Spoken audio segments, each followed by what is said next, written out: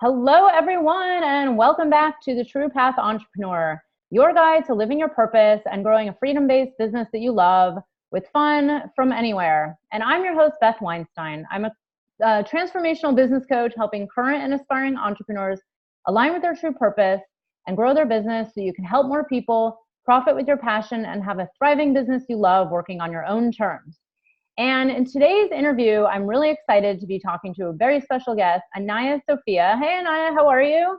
Hey, great, Beth. Really great. Yeah. Thank you for being with us. Anaiya comes to us from south of France right now. It's amazing. And she is an independent mystic of an almost forgotten faith, author of 7 books, and a teacher of Kundalini Yoga. She carries an oral transmission from the sacred feminine mysteries, which she weaves into all of her work. Some of her books include Womb Wisdom and Fierce Feminine, One Woman's Journey to Find Her Authentic Voice. Anaiya lives in southern France with her husband, Pete Wilson. Together in union with the land, they take people on their own grail quest into an immersive interaction where an initiation by the feminine principle is almost always guaranteed. They run a B&B where individuals and small groups can come and stay. Anaiya also conducts baptism, marriage, divorce, and death rite ceremonies. And wow, like I know your work, Anaiya, from Womb Wisdom and all the beautiful sacred feminine work you do. But can you tell people, like, I don't know your full background. Like, how did you get started on this? Were you just born with this? Were you doing something else at one point? Like, how'd you get guiding people along this path? Definitely not born with it. Definitely a development. I mean, in a real short nutshell, I was once a fashion designer. And then I was a yoga teacher, and then I got into the sacred feminine. But there is a thread, because during those times in London, when I was a fashion designer, all I wanted to do was make men and women look and feel beautiful. Mm-hmm. And that theme is still there, but it's not an external personification. It's now an internal quest. Yeah, it's really funny because, this has happened to me multiple times where I have guests that have worked in fashion and now are on this deep spiritual path. And it's funny because that's actually how I began my career. I used to be in fashion and, it's kind of the same thing. It's like I loved the feeling of beauty and beautiful and a deep appreciation for all the beauty, but the real beauty is all internal and finding it within yourself. So can you talk a little bit about, all the work you do around the feminine principle and helping, people on these retreats that you lead and all your books? Like, what is it about? And I know most of the listeners watching, I know, are women, and I know they're, some are just awakening to this and trying to understand it. Well, I think, again, in summarized version, you could say what I'm serving is the return of the temple. And I don't mean luxury sacred spa. I mean essential holy place. And everything is serving that. The transmissions, the books, the retreats, staying here at the B&B. It's a way of life that I feel, many of us feel, was severely taken away almost overnight. And I am doing my utmost to make it really available and to demystify this beautiful space we once frequented quite often. Yeah, it's interesting. I recently, I've been telling people a little more publicly about this. I recently did some, what my friend does called womb healing, right? And I thought I was doing something just, very physical and maybe a little bit energetic. And it's incredible how, I did this deep work. I didn't really think much of it. I just kind of went with it. And then the amount of abundance that started flowing in, and not just abundance, but alignment in so many ways and ease and flow, it just started flooding. And I'm just curious, and it goes with everything in my life, including business and money and clients and growth. This that you're talking about that was taken away from women, how does this apply to people's like everyday lives? This womb wisdom and this feminine energy that has been kind of missing off of modern day society. Well, I would say the womb is the absolute seat of creativity for woman. And when she is reconnected with this place, the relationship that she has with creativity, expression, finances even, all fun, all forms of abundance and gifting really gets cleaned up and healed.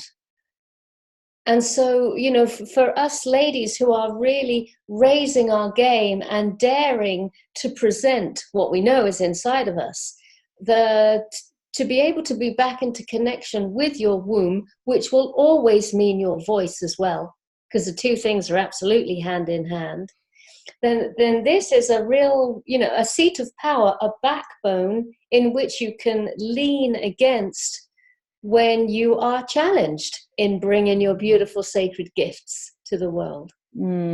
This is so beautifully said. And I love that you mentioned your voice, because, you know, I had heard this before myself, that they're very interconnected, right? They're actually, one of my friends is a vocal transformation coach and says that the vocal cords actually are the exact same shape as, you know, the female, the yoni shape. And it's fascinating. Yes. Now, a huge part of this series is about, you know, I call it the True Path Entrepreneur, because it really is about coming into your truth and yourself and getting yourself out there with your gifts. And I know one of the biggest struggles I find as, you know, someone helping people on the entrepreneurial path is people really owning their voice and owning their truth and coming into their divine purpose, their soul's purpose. Now, what would you say is, you know, what would you say to someone who's, let's say, struggling with this, like really stuck, not sure what to do or how to follow or tap into their intuition or tap into their gifts and then voice it out to the world? Like, what do you tell people? Like, what's the trick to getting it out there? Well, one of the things I always say is that the revealing of your sacred purpose, your career, your path, whatever we want to call it, is an essential embodied step of your spirit. So this is not a luxury. This shouldn't be seen as a pastime. This is a really important directive. And it's also going to give you this wonderful opportunity to work with this inner sacred marriage, which is another thing I'm quite well known for, because there's part of you that is feminine and that part is creative. So she will dream up and envision and delight and get excited over. But then there's the other part, and this is what we might be speaking to here. And that's the masculine part. That's the one who will organize it, put it into a plan, put it into a to-do list, and absolutely diligently follow through every day step by step. Now, what can happen is that we get really lost in the feminine and nothing happens. We are a Shakti and we are spinning and spinning and spinning and nothing gets made manifest because we need the Shiva. We need that polar presence, which is our masculine part, which makes sure that everything is diligently and precisely followed up and actioned on. So yes, we're creating a business, but on the inside, we're totally creating this perfect environment for the soul to really come down into form, because that's what the soul's looking for, a beautiful harmonium of the masculine and the feminine energy. So it's not just about having a great business. This is about creating the perfect environment for a very essential step of life. So let that be your aha moment. Yeah. Really important. Yeah. And I think also, you know, our society, at least, you know, the one I've been living in here in the US and New York City for so many years, it's extremely masculine. You know, it was all go, go, go, go, go, produce, to-do list. And then very little of the quieting down, listening to intuition, following your heart. So, you know, so many people, it took me so long. That's really interesting, Beth, because in Europe, it's the other way round. We have endless ideas, endless ideas. But it is rare that it gets actioned on and followed through. Yeah, so it's interesting. We could really cross-pollinate here. From one another. It is all about bringing it into that balance, you know. And it's funny because even in the series, I try to interview people talking about both, right? There's someone who talks about marketing and sales and someone else who talks about, manifesting and visioning. Yes, yes. It's both important. Now, you mentioned creativity a few times. Mm. What is the importance of it? Like, what's, there's people out there, and you know this, I'm sure, is that there's so many people who say, I'm not creative. I'm just, I'm just an accountant, or I want to be a life coach. I'm not creative. What do you say to that? I say that's not true. I say you have developed your intellect brilliantly well. Nothing wrong with that level of intellect, but it is starting to interfere now with the creative part that needs to come through also. Everybody is exceptionally creative, but you see, the true creators of the world follow that creative process, and they don't get shut down just because the mind says, that's not possible, that's too much money, you don't have enough time, da da da da da da. But the creatives just blast through that, paying little to no attention to those illusionary limitations. So please, beloved people, don't be put off by that little monkey mind of ours. Mm-hmm. Everything is possible, and everything needs to be possible. I've just written this book, Fierce, Fierce Feminine, about the quality of our planet. So we need creativity to solve these problems. Mm. We need to dream big, envision large, and action on that new level creativity that is coming through. Mm. Actually, that's what I wanted to ask about next is, I have my own thoughts, and I have an awareness of what I feel like is happening on a larger scale on the planet, and the changes, and, the awakening of the feminine, and hopefully bringing the masculine and feminine into balance. But can you talk a little bit more about this? Like, for example, a lot of my clients are, most of my clients are women. I do work with some men. But a lot of the women are on this spiritual journey. They want to be life coaches. They want to be spiritual coaches. They're healers, they're guides, they're mystics.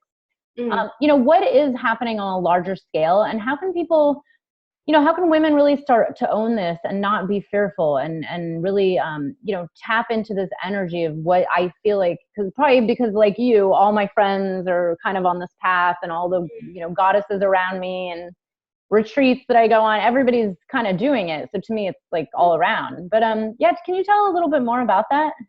I would say, in a very joyful, very loving, but very serious tone, that our natural world is definitely in crisis. And woman, I believe, the feminine, mostly operational through woman, is naturally the caretaker of this natural world.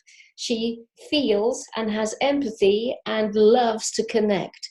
So for me, there is a little duty of care here, which is, I am a custodian of this natural world.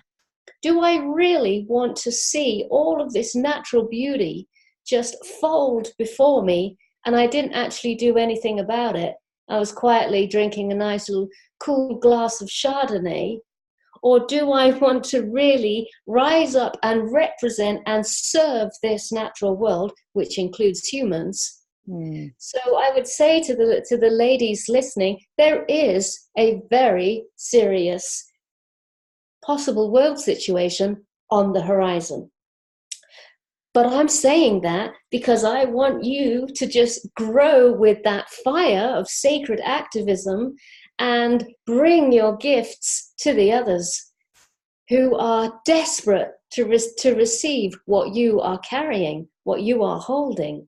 Not from a place of fear, but from that place of, I did all. I definitely played my hand during this time. Yeah, it's so beautiful. I love this because it really is. I mean, I get so passionate about this because I'm very connected to my, what I call a sacred mission. This is my soul's purpose. This is like why I'm here. And whether it's affecting one person or 10,000, it all matters. Right. And I say this to people just like you do. It's like, the fear can stop you along every, no matter if you're making millions or not making any money, either way, you still get fearful. But if you're really on this mission of service, and really in service to something so much larger than just you and your money and making money and survival, but really and the planet, it's a planetary, it's like now is the time. There's no waiting. We don't have time to wait. People need your gifts and services.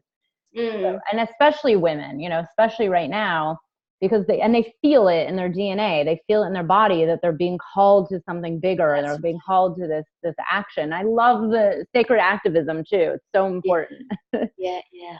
And so can you talk a little bit more about what you mean by self-sustain and recycling your essence in your work? Like if someone's an entrepreneur, or a female who's a life coach or a spiritual mentor, or even as a business coach, like what does this mean to self-sustain and your essence in your work? I mean, I've never had a job. I love it. I've never worked for anybody. I mean, I had my little Saturday job and, part-time when I was a student. But when it was really time to start working, right from the very off, I was self-employed. And I can see now that because I'm self-employed, I am self-sustaining my own creativity. But then you see, I also have a strong masculine side. So I can drive myself forward. I don't need to be motivated. Again, I'm self-motivated. And so self-sustained, self-motivated, there's that masculine and feminine at play again. Mm-hmm. And so, to the beloved women who are really feeling this creativity rise up, you're not giving it away. Mm-hmm. You're not giving it away to some wages, which will always be less than that is reflective of this essence that's rising in you. Wow, this is so go for it. Go for it. Be self-sustained. Make sure you're also self-motivated. And just roll it out. Yeah. I was going to ask you, you do so much, you have these books, you're very public, you're very well known, you're running, your B&B, you're stewarding the land.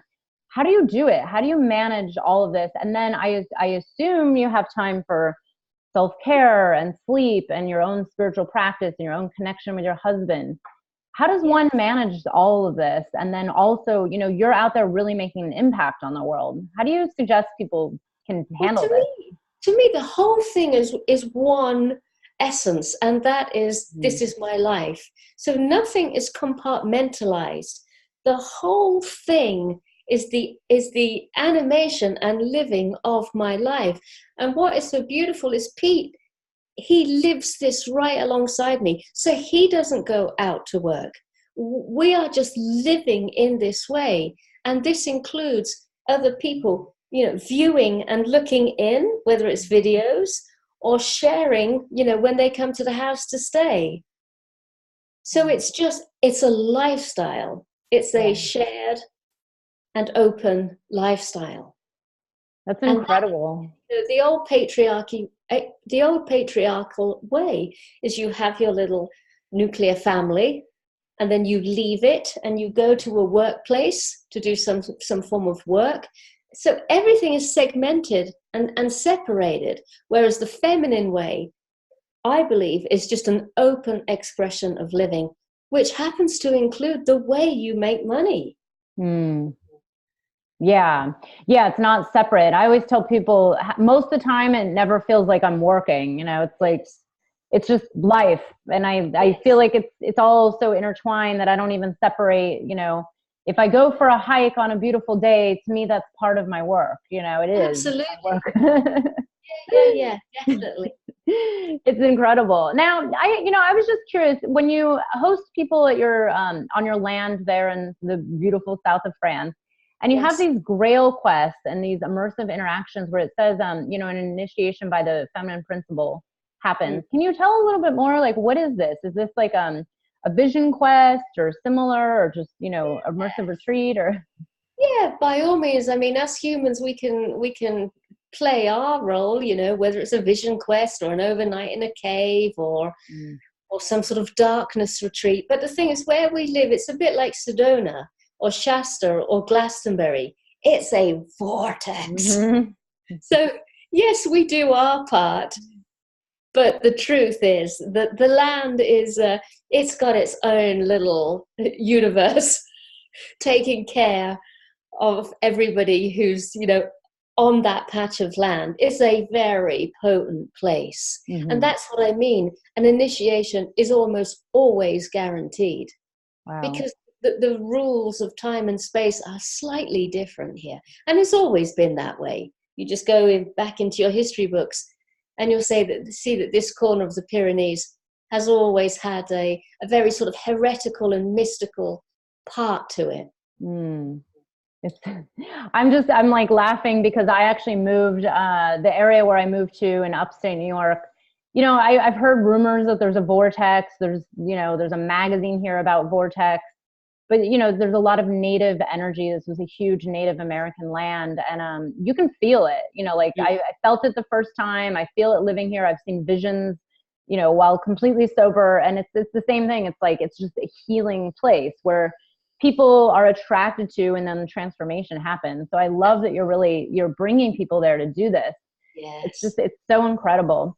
And now, can you tell people a little bit more about, I know you offer, free gifts. There's going to be one in today's email that people can click on, and you do these transmissions, and, I know you give a lot away. Can you tell people a little bit more, like, what is a transmission and how does this help anybody? You could say a transmission is a guided meditation, but it's much more edgier than that.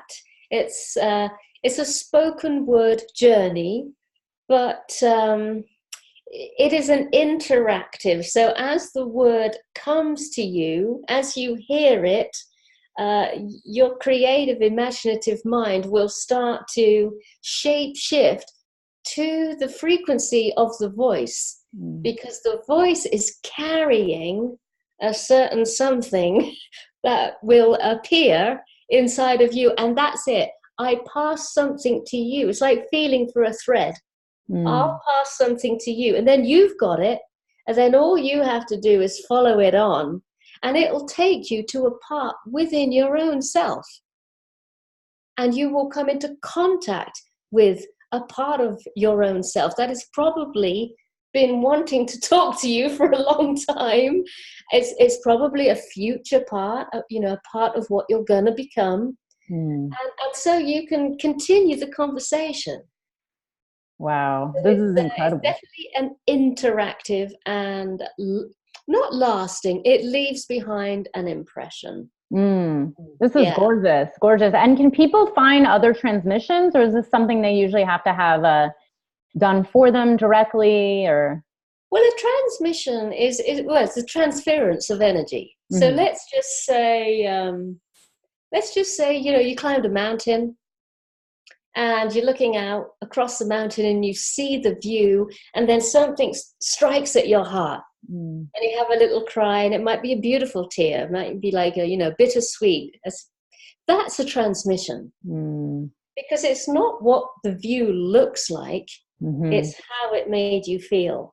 And that's the same with these transmissions. We're getting transmissions left, right, and center. Sometimes it's like God bumps or goosebumps. Or, when your hairs go up, that is a transmission.